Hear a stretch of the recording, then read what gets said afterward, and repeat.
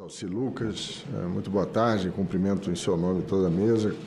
Senadora Damares, eu cumprimento toda a plateia. Aqui nós vemos, pelos nossos antecessores, a começar pelo Dr. Anderson, que tratou tanto de não cumulatividade e agora as questões de bens de uso e consumo, que nós temos realmente, é muito recomendável que haja uma atenção focada nesses dois PLPs, porque a sua elaboração, tanto de um quanto de outro, não contou com a participação efetiva daqueles que pagam a conta, que são os contribuintes. Então, muitas vezes, quando eu olho para aqueles 400 artigos que marcam um dos PLPs e outras centenas que marcam o segundo, nós vemos ali quase que um regulamento de ICMS.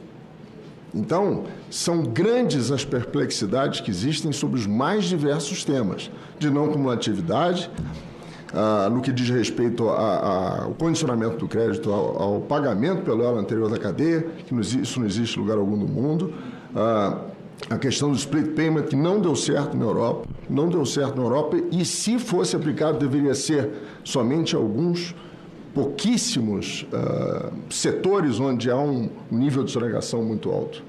Jamais para todos, porque isso quebra o fluxo de caixa das empresas. A questão dos bens de uso e consumo, que foi tão bem explorado aqui nos que me antecederam, ali cria-se um verdadeiro imposto sobre doações, havendo ali uma invasão de competência dos estados. Não é porque a competência do IBS é compartilhada que se possa concluir que nós estamos compartilhando as duas competências integrais de estados e municípios. Portanto, negócios jurídicos que estão sob a competência dos estados, exclusiva dos estados, não podem ser tributados pelo IBS, nem do município. O ITBI, por exemplo, as transferências de bens imóveis serem objeto de incidência do IBS, isso é uma afrontosa invasão de competência dos municípios. Então, isso são aspectos como esse, o imposto seletivo, milhões de problemas que isso vai ser discutido num dia específico aqui,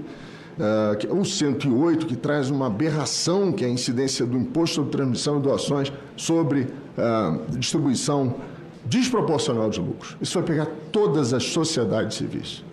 Isso não é doação. Quando se faz uma distribuição de lucros, não se está doando nada para ninguém, pelo amor de Deus. Então, quer dizer, é muito preocupante, senador, desculpe a ênfase, mas é que realmente esse assunto me desperta os instintos mais primitivos. Mas o que eu gostaria de acentuar aqui é o artigo 24, inciso 5º do PLP 68. Esse artigo 24, ele atribui responsabilidade solidária aos consultores. Assessoria de formação contábil.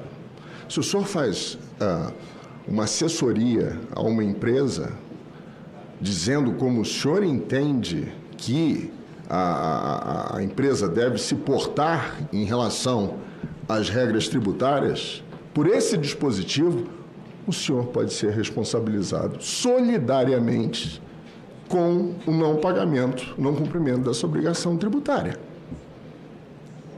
Isso não existe. Nós temos o Código Tributário Nacional, nos dispositivos que tratam da responsabilidade, nós temos ali muito bem delineada como essa responsabilidade pode ser atribuída. Ela pode ser atribuída quando haja um interesse próprio no fato gerador, por parte do responsável, ou então por aqueles que têm uma relação interna com a pessoa jurídica e ajam contrariamente à lei e ao contrato social. Nessas circunstâncias, há que se falar em responsabilidade. Agora, um mero consultor, que seja um contador, um advogado, um economista, um administrador, pela mera prestação de uma assessoria em que ele indique o que ele entende que deve ser a melhor interpretação da legislação tributária, isso jamais poderá fazer com que lhe seja atribuída qualquer responsabilidade.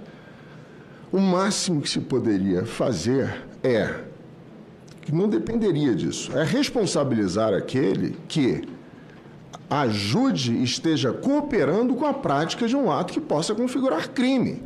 Obviamente que se eu tiver um consultor desse fraudando uma nota fiscal, ou então fazendo uma simulação, esse consultor será não só responsabilizado pelo tributo que deixou de ser recolhido, como pagará nos termos da legislação criminal. Mas isso não é necessário estar aqui para que haja essa responsabilização. Ela já existe. Então, nós estamos apresentando, senador, uma proposta de emenda ao PLP 68 que faça exatamente essa ressalva e retire dessa possibilidade, de responsabilização do consultor. Um outro aspecto que, sempre, muito em razão dessa questão da inserção da carne na cesta básica, muito se diz o seguinte: olha, se disso decorrer um aumento de carga tributária que supere essa alíquota de 26,5%, que nós não sabemos de onde saiu, se houver uma superação dessa alíquota, os regimes diferenciados, que exatamente são aqueles que se aplicam às sociedades profissionais, médicos, dentistas, engenheiros, arquitetos, enfim, contadores, a redução de alíquota será diminuída, como se isso fosse possível. Não, não é. A emenda constitucional 132, ela determina que o gatilho para essa redução, essa diminuição da redução do regime diferenciado das sociedades profissionais, ela só pode existir se, num prazo quinquenal, verifique-se que o custo-benefício daquele regime diferenciado especificamente não se provou bom.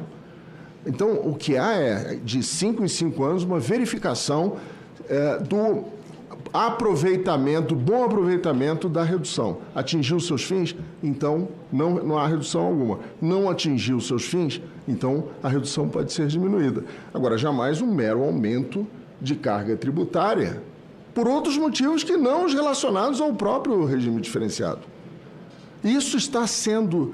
Eu não estou vendo debates em relação a isso. Isso me preocupa, porque vai passar dessa forma, e dessa forma está equivocado. Não foi esse o gatilho que se deu ao aplicador da lei, né, para fazer essa diminuição dos regimes diferenciados. Enfim, eu trago aqui a Vossa Excelência, vou apresentar depois à Secretaria a proposta, e fica o recado para o 108. Eu sei que o que se examina aqui é o 68, mas o 108 traz essa tributação de distribuição de lucros desproporcional que é inadmissível. Muito obrigado, senador.